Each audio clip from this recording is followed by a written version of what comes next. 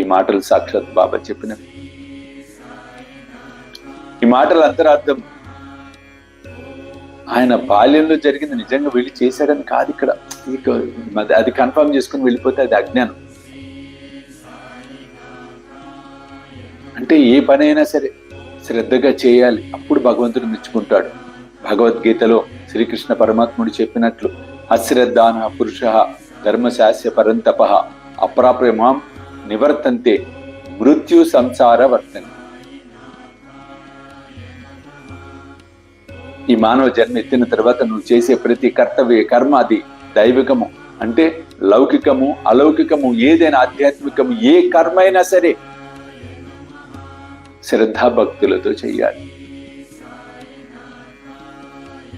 అశ్రద్ధతో చేస్తే ఈ జనన మరణ చక్రాల్లో పరిగణించవలసి వస్తుంది.